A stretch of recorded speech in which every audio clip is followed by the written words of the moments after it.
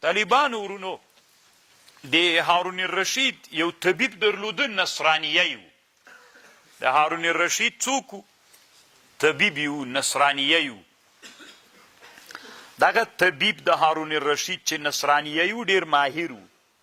نو هارون الرشید ورته ویلي چې اسلام راوړه.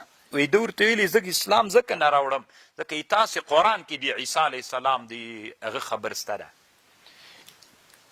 چې دا د الله زوی ده. دا قرآن کې سته. وی څنګه ده؟ وی روحا من. د عیسی علیه السلام روحا من یعنی بعضې له الله نه ده. نو خو بعضې له چا نه چې وي زوی که نه. نو چې عیسی علیه السلام هغه هم هارون رشید هم بند کړی چې اوس څه ورته وایي. بیا یو عالم و طالبانو علی ابن حسین الواقدي المروزي، قافله له خراسان نه را روانه وه. نو بیا چا ورته ویلي هارون رشید ته چې و قافله را روانه ده، یو ښه عالم پکې ده، علی ابن حسین الواقدي المروزي، دی پکې ده. دی چې دته یې ویلي چې دلته یو مسله پېښه ده. نو ده ورته ویلي چې ما ته قرآن راکوي.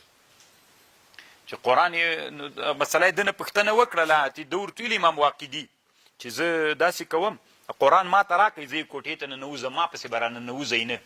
3 ورځې چې ورکړې طالبانو قرآن یې مطالعه تلاوت کاو، بیا بل استخلاص بیا یې تلاوت کاو. 3مه ورځ چې سوله دروازه یې را خلاصه کړله، وټکوله وي دروازه راته خلاصه کړئ. چې دروازه یې خلاصه کړله وی جواب وشو. وی څنګه جواب وشو؟ وی الله قرآن کې وسخر لکم ما فی السماوات وما فی الارض جمیعا من. دا جمیعا من نه بیا داسې معلومیږي چې دا غرونه او دا مځکې هم د الله زمن دي. ځکه نه وسخر لکم ما فی السماوات وما فی الارض جمیعا من وروحا من جمیعا من دام بیسو. بیا طالبانو هارون رشید په ډېر خوشحاله سو او نصراني ته الله جواب وکړ. دلته روح المانی دا قصه کړې طالبانو، خو مفصله یې نه ده کړې. مفصله قصه چې دا ما په کومو ټکو درته نقل کړه دا امام سیوطي په الاشباع والنظایر کې کړې طالبانو. امام سیوطي 2 اشباع والنظایر لري، یو په نحوه کې د طالبانو، یو په فقه کې ده. په فقه کې اشباع والنظایر ما سره سته او په نحوه کې هم سته. غیر له دغه اشباع والنظایر نه طالبانو نور اشباع والنظایرونه هم شته راسره.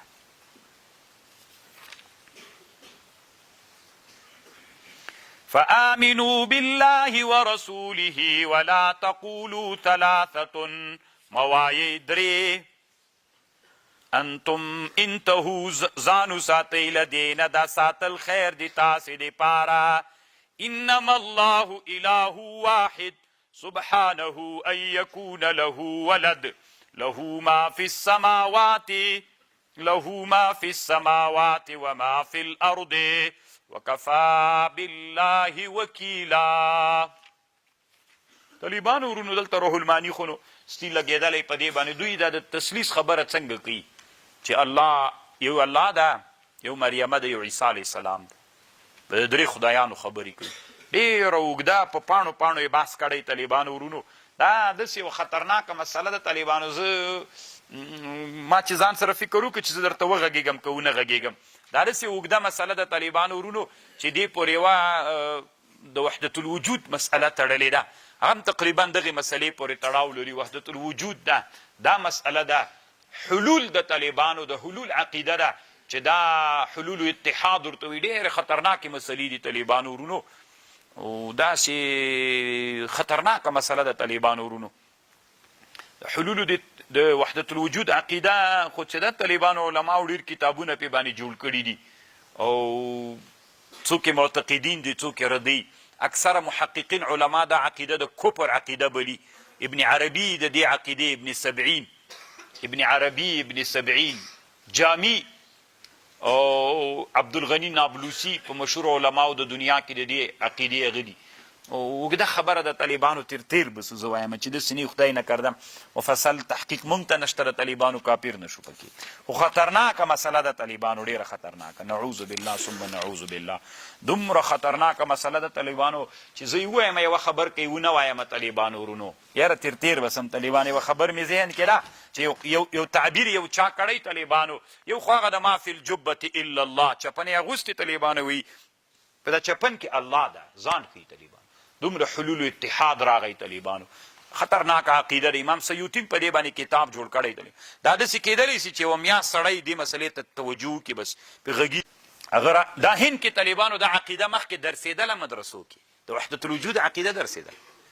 بیا طالبانو ورونو مجدد الفساني رحمه الله چې راغی د وحدت الوجود عقیده دی بیا رد کړله طالبانو. هغوی په وحدت الشهود باندې قول وکړ چې دا بیا بله عقیده د طالبانو وحدت الشهود باندې مجدد الفساني صاحب قول کوي چې په مکتوبات کې قول کلی طالبانو په هر چي کې الله ویني، په هر چي کې الله ویني دا طالبانو شهود، په هر چي کې الله د وحدت الوجود د طالبانو ورکه ایسته کوئ. خطرناکې خبرې دي طالبانو. سړی کله کله داسې فکر کوي چې دا موږ لکه چې بیخي ډېر واړه یو چې دنیا علما دومره غټو خبرو کې غږېدل. لن يستنكف المسيح أن ينكف عبدا لله. لم يستنكف ننګ نکوي عیسی علیه السلام چې دی بنده د الله سي، ولا الملائكة المقربون ومن يستنكف عن عبادته ويستكبر فسيحشرهم إليه جميعا. زرد دوی برا جمع کی الله ته ټول. کله طالبانو ابن عربي وی طالبانو دا حلول اتحاد کې ابن عربي خبر کوي. ابن عربي خو د طالبانو یو ټکي تنبلم پکړي کنه تاسو هم د ګوګان غوندې د تحقیق په ټولنه کې نشته را. یو سړی موږ په افغانستان کې شعر کې ډیر یادو منصور دار ته خیزوري ته منصور پیژنې طالبانو. دا منصور طالبانو دغه سړی اصلي جنجال په منصور باندې جوړ ده. دا منصور سره طالبانو د کفر د اسلام خبري رواني دي. امام ذهبي گمراه بلی په سیر اعلام النبلاء په تاریخ الاسلام کې، عبدالوهاب شعرانی مسلمان بلی طالبانو. دا دغه منصور ده. نو طالبانو که ښه کار داسې ده چې شاعران له دې نه تیر سي منصور یې په دار زړولی. دیش کوئ چې دا منصور کوم ښه جهاد کړی طالبانو خطرناکې خبرې کولې. دغه شطحات د صوفیانو یې کړې وې. نو ابن عربي په فتوحات مکیه د هغه نه دا د حلول الاتحاد خبره ځکه دی د وحدت الوجود قایل ده ابن عربي. دی وایي یو وخت کې کله یې وایي چې هغه په دار باندې وزړو حلاج منصور حلاج چې په دار وزړو وی دا ویني چې تر راڅڅېدلې ينكتب بكل قطرة من دمه الله الله. ګوره ویني طبیعت دا ده که نه چې وغورځېږي ته غورځي داسې، خو د ده وینه به چې راوغورځېده طالبانو الله به پې لیکل کېدل. خپله وینه الله دا وحدت الوجود د طالبانو، دا حلول اتحاد د طالبانو خطرناکه خبر ده چې ابن عربي. خو بیا د دې دا مسله هم ډېره خطرناکه ده طالبانو. وی کله یو وخت کې چا زلیخا زخمي کړې وه طالبانو، وی وینې تر څڅېدلې د زلیخا نه. وی ينكتب بكل قطرة من دمه یوسف طالبانو. دا حلول اتحاد ده. خطرناکه مسله ده طالبانو. خوند راکوي چې باندې وګډېږم طالبانو، خو د تاسې ذهنونه زه د دې ډېر مناسب نه بلم طالبانو. یا به مې ځان کافر کړی یا به تاسې کافران شوي. خو داسې مې کله کله زړه وایي طالبانو ورونو چې یو څه وخت مې داسې کړي وای که نه چې دا نور درسونه طالبانو لکه ما اوس د الفاظو نه ځان ساتلی طالبانو که نه بس دي همدومره الفاظ زه چې تفسیر پې کتای سم چې ما ته الفاظ بس دي که نه. او پاتې شوله طالبانو معنا کې هم د علم ظاهر سره سړی وایي چې یو څه وخت سړی دې ته وقف کړي چې طالبان په علم تزکیې باندې تربیت کړي.